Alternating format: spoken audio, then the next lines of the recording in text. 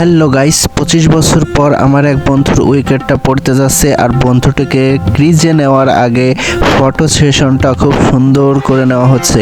আর এই গাড়িতে করে আমরা এখন যাব সেই পিচের দিকে। তো এক গাড়িতে সমস্ত মহিলাদের তোলা হচ্ছে আর অন্য গাড়িতে সমস্ত বেড়া ছেলেদের তোলা হবে। আমি আসলে কোনো গাড়িতে যাব না, আমরা দুই বন্ধু মিলে যাব মোটরসাইকেলে করে এবং চারিপাশের অনেক প্রাকৃতিক সৌন্দর্য দেখব।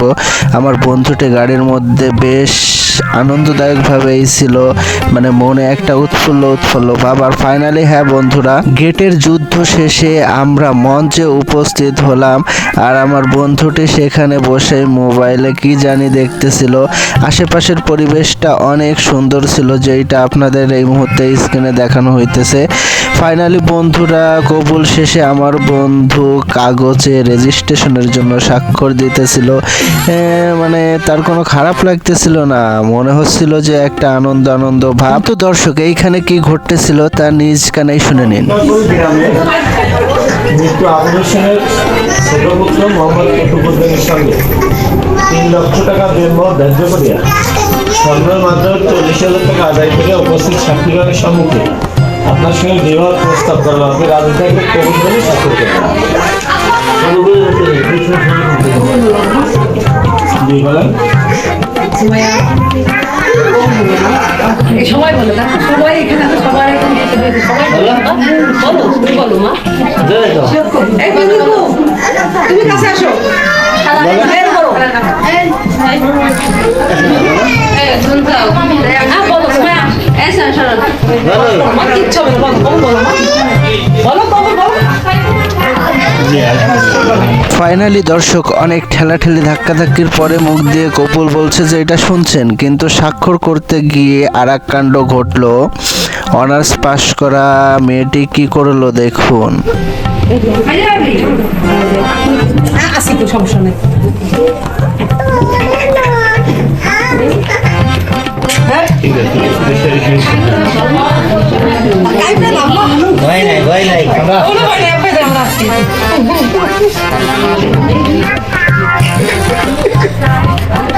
মেয়ের খালারা ফুটবল জানে কি রোজটা হবে বেশি দিন দিয়ে না, বেশি নাম করবে, আস্তে আস্তে করে সমস্যা নেই। হ্যাঁ লেখো, ওই তো আকার দাও পারবা না, আকার দাও, আকার দিয়ে রসই দাও। হ্যাঁ এই তো হয়ে গেছে। না লাগবে, শুনতে লাগবে সময় আইসা। আপনার নতুন বিয়ে করে আপনার অনুভূতি কি? ভালো, আমার দিকে খুব ভালো। ফাইনালি এইটাও আমার আরেকটি বন্ধু ছিল।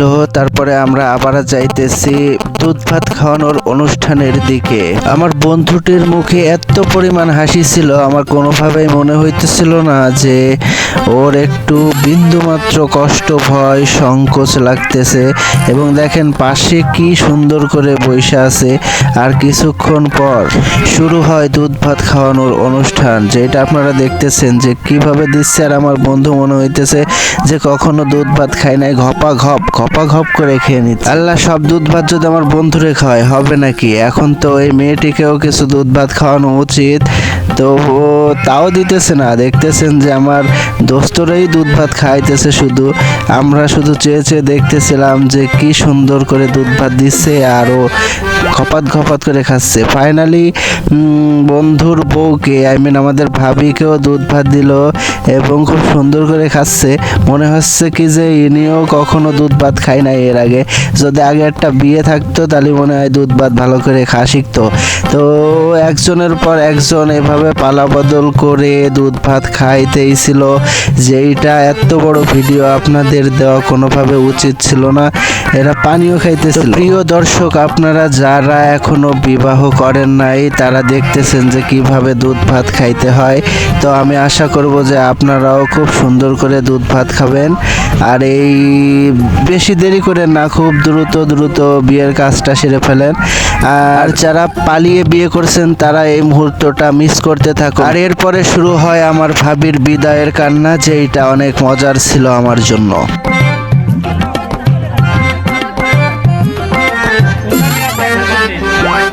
পাশে ওটুকু আমি নামাই নেব। আমরা নামাই নেবানি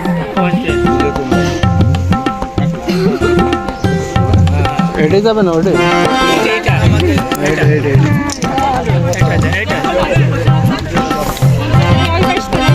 গেটটা খুলে দিন ও ড্রাইভার কো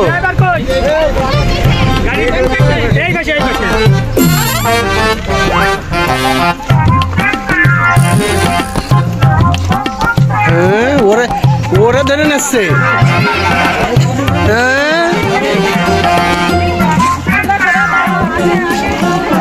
সর্বোপরি অনুষ্ঠানটা অনেক সুন্দর লাগতেছিল আর আমার বন্ধুর মুখখানা তো দেখতেছেন অনেক খুশি কারণ সে সুন্দর একটা বউ পাইছে আর আশা করব আমার যত দর্শক আছেন সবাই সুন্দর একটা বউ পাবেন আর কখনো বিচলিত হবেন না বুকে সাহস রাখবেন মেয়েদের মতো হাত কাঁপাকাঁপি করবেন না এবং সুন্দর করে কবুল বলে বীরের মতো স্বাক্ষর করে নতুন একটা বউ আপনারা নিয়ে আসবেন আর যদি ভিডিওটি ভালো লাগে তাহলে অবশ্যই চ্যানেলটি লাইক এবং সাবস্ক্রাইব করে পাশে থাকবেন নতুন নতুন ভিডিও দেওয়ার জন্য আপনাদের চেষ্টা করব বাই বাই।